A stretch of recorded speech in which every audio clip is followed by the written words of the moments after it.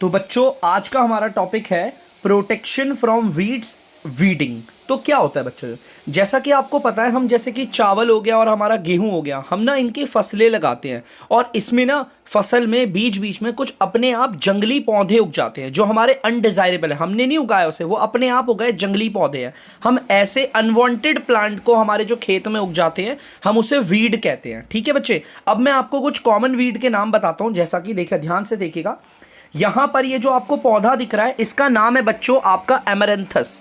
इस पौधे का नाम है एमरैंथस। ये जो हमारा वीड है ये अक्सर चावल या फिर गेहूं की जो फसल होती है वहां पर उगता है, इसे निकाला जाता है। ठीक है बच्चे, इसके बाद ये अगला जो आपको वीड दिख रहा है इसका नाम है वाइल्ड ओट।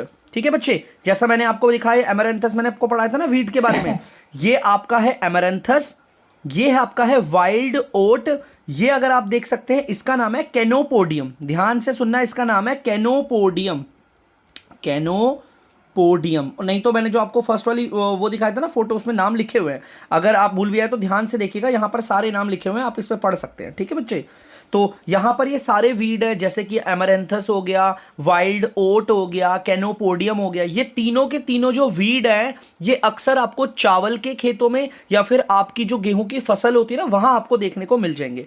अब इन वीड को हटाना काफी ज्यादा जरूरी है बच्चों, क्योंकि ये जो वीड होते हैं वो हमारे फसल की पानी, सारे न्यूट्रिएंट ये ले जाते हैं। ये हमें बदले में थोड़ी कुछ दे रहे हैं, है ना। हमें तो अपनी फसल गेहूं और चावल से मिलेगा अनाज, इनसे थोड़ी मिलेगा। और हम जितनी भी सारी अच्छी अच्छी चीजें डालते हैं ना मिट्टी में, ये लोग ले लेते हैं इससे। तो इसीलिए इन वीड को हटाना जरूरी है। तो इन वीड को हटाने के हमारे पास 3 तरीके होते हैं बच्चे, ध्यान से सुनिएगा। पहला होता है मैन्युअली अपने हाथों से हटाना। देखो आप तस्वीर में देख सकते हो, हाथों से हम अपने इन वीड को हटा रहे हैं। दूसरा तरीका होता है बच्चों, यहां पर आप देख सकते हो डायग्राम में, खुरपा का इस्तेमाल करके इन्हें हटाना।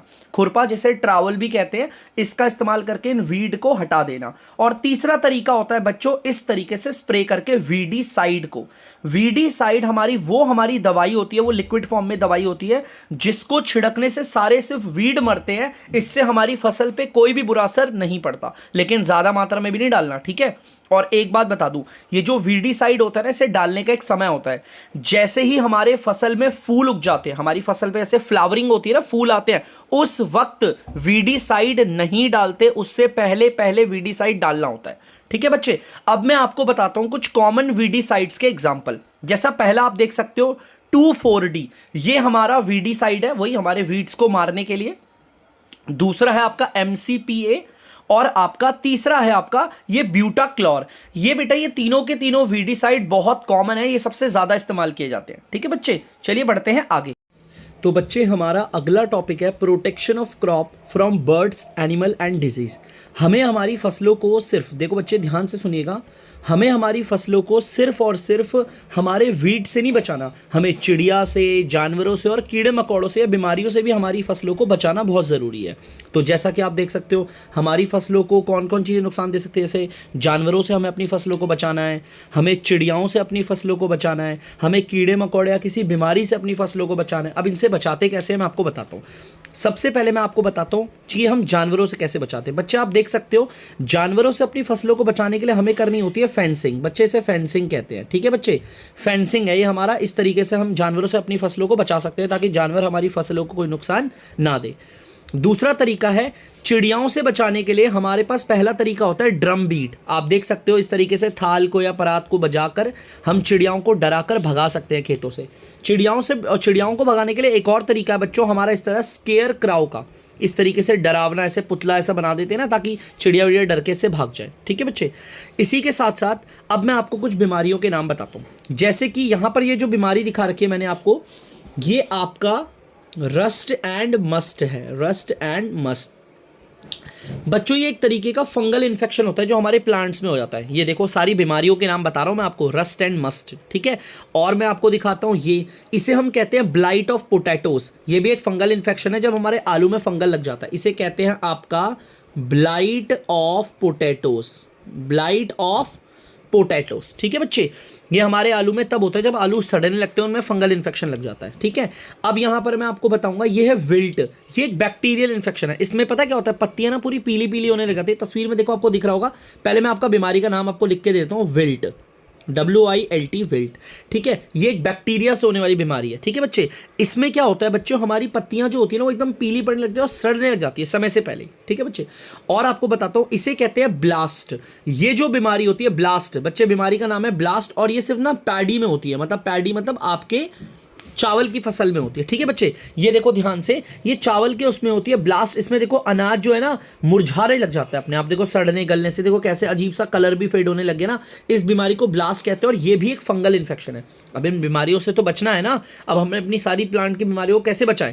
तो बच्चे बचाने के लिए देखिए हमारे पास क्या है, सबसे पहला तरीका बचाव के लिए हमें अच्छी क्वालिटी के सीड लेने, ऐसे सीड जो डिजीज रेसिस्टेंट हो। ध्यान से सुनना मैंने क्या बोला, जो डिजीज रेसिस्टेंट हो। सर इसका मतलब क्या होता है, डिजीज मतलब बीमारी और रेसिस्टेंट का मतलब होता है मुक्त।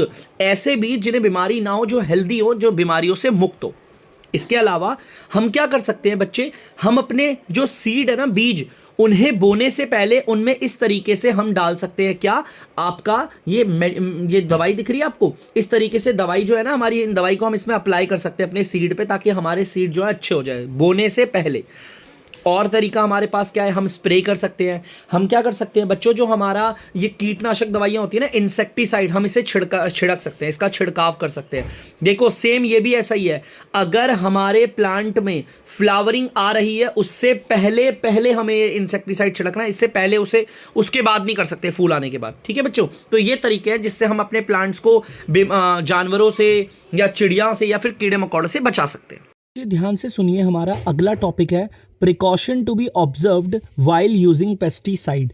जब भी हम कीटनाशक दवाइयों को छिड़क रहे होते हैं खेतों में, तो हमें किन किन बातों का ध्यान रखना है, तो बच्चे बताते हैं आपको। सबसे पहला, ध्यान से देखिएगा तस्वीर में, जब भी हम कीटनाशक दवाइयों को खेतों में छिड़कते हैं तो हमें अपने हाथों में ग्लव्स पहनने हैं। ध्यान से सुनिएगा बच्चे, अपने हाथों में हमें पहनने हैं ग्लव्स, और साथ ही साथ अपने नाक को और मुंह को कवर्ड रखना है।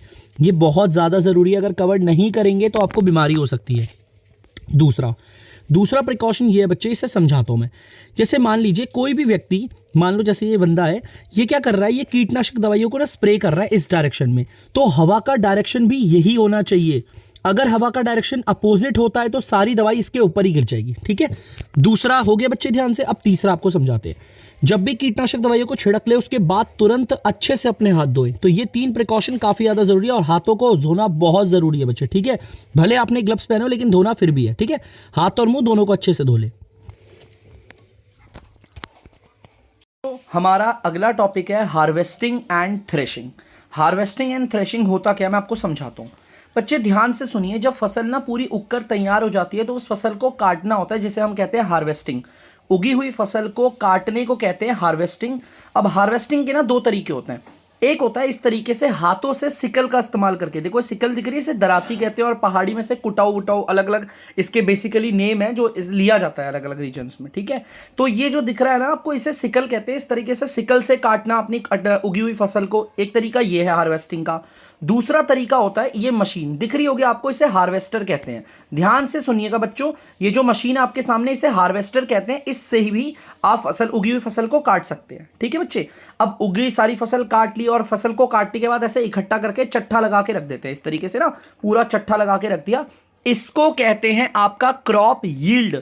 जो फसल हमने काट के इकट्ठा करके रखी है ना, डायग्राम में दिख रहा है, इसे कहते हैं आपका क्रॉप यील्ड, ठीक है बच्चों। क्रॉप यील्ड कहते हैं इसे, क्लियर है। अब हम बढ़ते हैं आगे। अब ध्यान से सुनिएगा बच्चों।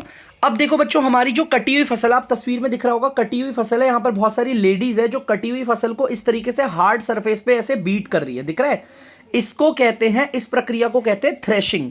आपके जो कटी हुई फसल है उसमें से ग्रेन्स को अलग करना। ये जो लेडी है जिनके हाथ में देखो ये दिख रहा है ना आपको, ये हमारा अनाज है, ये इस तरीके से इसमें बीट करेंगी। बीट करने से कूड़ा जो है यहां रह जाएगा, और सारे जो हमारे वो है ना, हमारे जो ग्रेन्स, वो सारे इस तरीके से नीचे ऐसे इकट्ठा हो जाएंगे, ठीक है बच्चे। तो इस तरीके से हमारा जो हमारे वो होते हैं ना ग्रेन्स, इन्हें अलग करना से पीट पीट के, इस प्रक्रिया को थ्रेशिंग कहते हैं। ये ऐसे मैनुअल भी होती है, ठीक है बच्चे, और ये मशीन से भी होती है। तो दिखाते हैं आपको मशीन, ये है आपका थ्रेशर। बच्चे मशीन क्या करती है, देखो ध्यान से, कटी हुई फसल को आप यहां से डालो और इसका सारा कचरा होगा वो यहां से निकल जाएगा। अनाज जो है ना, अनाज, वो सारा का सारा अनाज जो होगा वो आपका स्टोर होते चला जाएगा इसके अंदर। तो इस तरीके से इस मशीन को थ्रेशर कहा जाता है। मशीन के जरिए भी ये काम किया जाता है, ठीक है। अब बच्चे मैं आपको एक मशीन दिखाऊंगा बढ़िया सी, आप इसे ध्यान से देखिएगा। इस मशीन का नाम है कॉम्बाइन। इस मशीन को कहते हैं कॉम्बाइन, और ये बहुत सही होती है बच्चे। क्यों होती है मैं आपको बताता हूं। बेटा कंबाइन इस मशीन का नाम क्यों है, दो चीजें करती है। एक तो ये हार्वेस्टिंग करती है, हमारी जो खेत होते हैं, हमारी फसल, उसे उसे काटती भी है, उगी हुई फसल को। और दूसरा ये थ्रेशिंग भी करती है। थ्रेशिंग का मतलब कटी हुई फसल में से अनाज को अलग करना, ये भी करती है। अब बच्चे अगले टॉपिक पे आते हैं। हमारा अगला टॉपिक है विनोइंग। अब विनोइंग क्या होता है, तस्वीर में देखना बच्चे, यहां पर आपको लेडी दिख रही होगी। ये लेडी विनोइंग कर रही है। अब विनोइंग का मतलब, यहां पर इसके हाथ में आपको दिख रहा होगा ये अनाज पड़ा हुआ है। इस अनाज में से ये अनाज को छींट रही है। आपने सुना होगा हिंदी में हम बोलते हैं छेंटना। इसमें क्या होता है, हमारा जो ग्रेन्स होते हैं वो नीचे की तरफ चले आते हैं, और ग्रेन्स में जितना भी धूल हो गया, मिट्टी हो गया, या फिर इसके काफ वाफ हो गए, वो सारे उड़ के इस तरीके से बाहर की ओर निकल जाते हैं। ठीक है, मम्मी भी करती होगी आपकी, जैसे मम्मी जैसे चावल निकालती होगी ना परात में, उस तरीके से छींटती होंगी, विनोइंग करती होंगी। तो यहां पर ये जो लेडी है विनोइंग कर रही है। ठीक है बच्चे। तो बच्चे स्टोरेज ऑफ फूड ग्रेन्स, इसका मतलब होता है जो भी हमारी फसल उग के तैयार हुई है ना, तो उसे स्टोर करना भी बहुत ज़रूरी है। जैसा कि आप लोग जानते होंगे, हमारे भारत में अलग अलग टाइप की फसल है जो अलग अलग समय पे उगती है, और हमें सारी फसलें जो है अपने देश के कोने कोने तक पहुंचानी है। आपको दिख रहा होगा यहाँ पर देश के कोने कोने तक, हर जगह पर हमें फसलों को पहुंचाना है ना, क्योंकि कहीं पर फसल उग ही नहीं पाती, वहाँ पर भी तो हमें फसल देनी है अपना अनाज। तो बच्चे इसके लिए बहुत ज़रूरी है कि हम अनाज को बहुत ही अच्छे से स्टोर करके रखें। अब स्टोर करने के लिए हम क्या करते हैं बताता हूँ। बच्चे जो भी हमारा ना हार्वेस्टेड क्रॉप होती है, मतलब वो फसल जो कटी हुई होती है, उसमें ना थोड़ी नमी होती है, मतलब उसके अंदर पानी की मात्रा होती है। तो सबसे पहले अनाज को स्टोर करने से पहले इस तरीके से धूप में सुखाना बहुत ज़रूरी है। अगर हम लोग ना फसल को काटेंगे और बिना धूप में सुखाए उसको अगर हम कट्टे के अंदर डालकर, आपके गनी बैग्स के अंदर डालकर स्टोर कर दे, तो उन फसलों के अंदर पानी की मात्रा होगी, नमी होगी, और उसमें फंगस लग जाएगा। इसीलिए ज़रूरी है अपनी कटी हुई फसलों को गनी बैग में डालकर स्टोर करने से पहले आप इस तरीके से धूप में सुखाएं। ठीक है, इसके बाद क्या होता है, अगर मान लो हम अपने ना अनाज को, मैं किसान हूं और मैं अपने अनाज को घर में स्टोर कर रहा हूं, तो इस तरीके से मड के जो टैंक होते हैं, मिट्टी के बने हुए टैंक, इसमें स्टोर करते हैं घरों में। लेकिन बात करें अगर हम कमर्शियली मतलब अगर बिजनेस की बात करें, व्यापार के लिए, से सरकार अनाज सबको बांटती है ज़्यादा बड़े लेवल पे, तो इस तरीके से गनी बैग्स दिख रहे हैं, गनी मतलब ये दिख रहे होंगे आपको, बैग्स दिख रहे हैं आपको, बोरे ऐसे, ये गनी बैग्स के अंदर स्टोर किया जाता है। और अगर इससे भी बड़ा लेवल है, बहुत ज़्यादा ही अनाज है, तो ग्रेन सिलॉज में, देखो ग्रेन साइलोज आपको दिख रहा होगा, ये इस तरीके का स्टील का बना हुआ है बच्चे। इसके अंदर हमारा ना अनाज बहुत लंबे समय तक स्टोर करके रखा जा सकता है। ठीक है, ताकि आने वाले समय पर मतलब अनाज यहाँ खराब नहीं होगा बिल्कुल भी। ठीक है बच्चे, और मैं आपको ना बच्चे एक और चीज़ बता दूं, जिस तरीके से मैंने आपको यहाँ पर बताया ना कि हम इस तरीके से गनी बैग्स के अंदर भी स्टोर करते हैं, तो गनी बैग्स के अंदर स्टोर करते वक्त ना बच्चे हमें ध्यान याद रखना है कि दीवार से 60 या 70 सेंटीमीटर की दूरी पर हम इनको लगाते हैं। 60 से 70 सेंटीमीटर की दूरी पर हम इसे लगाते हैं, ताकि दीवार में जो सीलन होती है, दीवार में जो पानी की मात्रा होती है ना, सीलन, वो हमारे इन गनी बैग्स में ना आए। इसके अलावा इसे ना लकड़ी के फट्टे के ऊपर रखा जाता है। मतलब जैसे मैं आपको समझाता हूँ, जैसे लकड़ी का एक बोर्ड है, उसे लगाया गया, फिर इसके ऊपर इस तरीके से ऐसे कट्टे लगाए जाते हैं। ठीक है बच्चे, याद रखना। क्लियर है? ठीक है बच्चे, अब आगे देखते हैं, ध्यान से सुनिए। तो इस तरीके से ना मतलब हमारा अनाज लंबे समय तक स्टोर हो जाता है। ठीक है, अब हम बताते हैं आगे आपको हमारा पेरिशेबल फूड। पेरिशेबल फूड वो फूड होता है ना जो खराब होने की संभावना जिसकी बहुत ज़्यादा होती है। जो माइक्रो ऑर्गेनिज्म होते हैं वो इन पे लगते हैं और इन्हें धीरे धीरे खराब करते हैं, माइक्रो ऑर्गेनिज्म। ठीक है, तो अब क्या करते हैं, पेरिशेबल फूड को बचाने के लिए हमारे पास तरीका क्या है, इस तरीके से डीप फ्रीज। आप देख सकते हो डीप फ्रीज इस तरीके से रूम है, इसे काफ़ी ठंडा रखा जाता है, ताकि इसमें ना हमारा जो टेम्परेचर होता है वो बहुत कम कर देते हैं इसमें, ताकि अब टेम्परेचर कम करने से क्या होगा, मान लो हमने यहाँ पर पेरिशेबल फूड रखा हुआ है, अब ये खराब नहीं होगा खराब, लेकिन टेम्परेचर कम करने की वजह से माइक्रो ऑर्गेनिज्म इसे खराब तो करेंगे, लेकिन बहुत ज़्यादा धीरे तरीके से। माइक्रो ऑर्गेनिज्म की जो स्पीड है ना खाने को खराब करने की, वो काफ़ी धीरे हो जाती है। इस तरीके से हम यहाँ पर कर सकते हैं, लेकिन ये बहुत बड़ा लेवल है। मतलब अगर आपके पास पेरिशेबल फूड है, आप एक बहुत बड़े ब्रांड हो, आप बहुत सारा सब्जी उगा रहे हो और सब्जी खराब ना हो, उसको स्टोर करके रखना है इसके लिए। लेकिन घरों में हम क्या करते हैं, पेरिशेबल फूड को इस तरीके से रेफ्रिजरेटर के अंदर स्टोर करके रखते हैं। ठीक है, तो बच्चों हमारा अगला टॉपिक है बफर स्टॉक ऑफ फूड। जैसा कि आपको पता है हमारी जो फसलें होती है वो सीजनल होती हैं, अलग अलग समय पे अलग अलग फसलें उगती है। ठीक है बच्चे, और हमारी जो मोस्टली जो फसल है वो बारिश पे डिपेंड करती है। अगर बारिश बहुत ज़्यादा होगी तो बच्चे हमारी फसल भी बहुत अच्छी होगी, एकदम एक कहते नहीं क्या कहते हैं, एकदम बम्पर फसल होगी। और अगर हमारी बारिश नहीं हुई, अकाल पड़ा, तो फसलें भी खराब होंगी। देखा ना, आप देख सकते हो अगर बारिश नहीं होगी तो फसलें भी कम होगी।